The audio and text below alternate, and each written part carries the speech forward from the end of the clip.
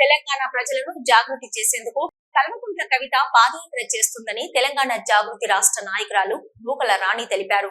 జాగృతి వ్యవస్థాపక అధ్యక్షురాలు కల్వకుంట్ల కవిత జన్మదినం సందర్భంగా వరంగల్ నగరంలోని కాశీబుగ్గ రంగనాథ స్వామి దేవాలయం వద్ద కేక్ కట్ చేశారు. ఈ సందర్భంగా తెలంగాణ ఉద్యమంలో పాల్గొన్న ఉద్యమకారులను సన్మానించి మహిళలకు చీరలు పంపిణీ చేశారు. అనంతరం ఆమె మాట్లాడుతూ కాంగ్రెస్ ప్రభుత్వం ఏర్పడిన తర్వాత జాగృతి కనుమరుగైందని అనేవారికి బుద్ధి చెప్పే రోజులు దగ్గరలో ఉన్నాయని అన్నారు. కాంగ్రెస్ ప్రభుత్వం ఏర్పడిన తర్వాత జాగృతి కనుమరుగైందని అనేవారికి బుద్ధి చెప్పే రోజులు దగ్గరలో ఉన్నాయని అన్నారు. అదేవిధంగా పుష్క ప్రమీల గారిని కూడా ఏదో అక్కడి విషయం చెప్పు. కల్వకుంట్ల కవితక్క గారికి జన్మదిన శుభాకాంక్షలు. మరి ఈ ప్రోగ్రాం ఏర్పాటు అంతర్జాతీయ మహిళా దినోత్సవం తరఫున ఉద్యమకారులను గుర్తించి ప్రతి సంవత్సరము గౌరవనీయులైన మన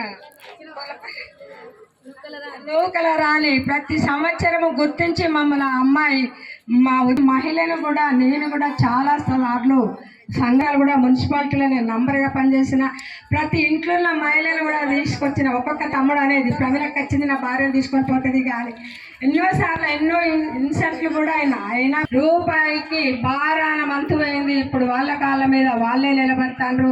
వాళ్ళ పిల్లలను మంచిగా మనందరినీ దగ్గరికి తీసిన నాయకురాలు మన నూకల రాణి గారికి అట్లే కవితక్క గారికి మరి మన మహిళలందరికీ మేము కూడా బిడ్డ జైలుకు పోయినాం.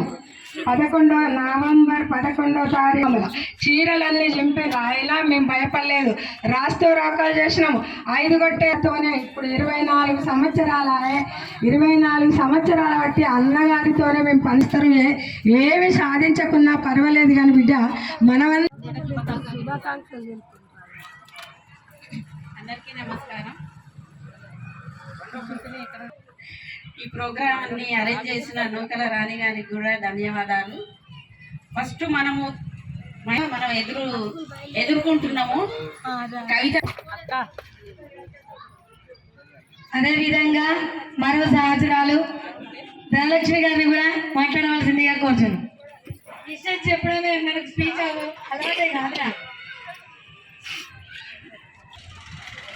మన 20వ డివిజన్ మాజీ కార్పొరేటర్ గారు వైఎస్ఆర్ గారిని స్టేజ్ మీదకి రావాల్సిందిగా కోరుచున్నాం.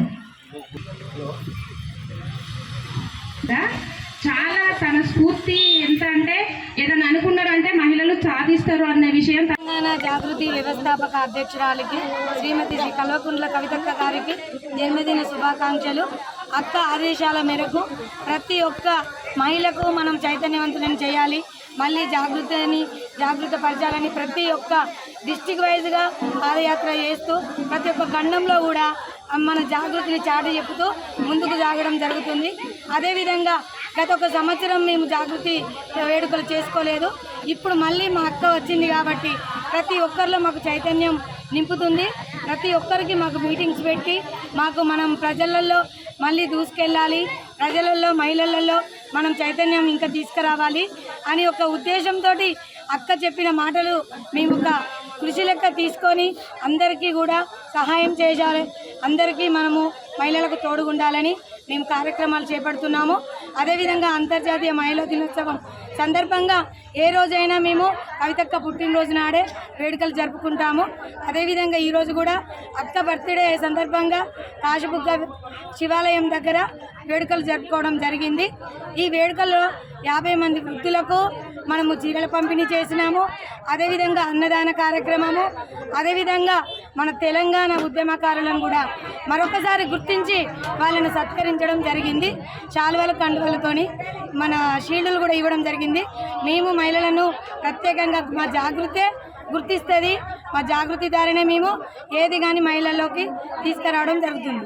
అక్కకు ప్రతి ఒక్కరి తరపున శుభాకాంక్షలు తెలియజేయడం జరుగుతుంది.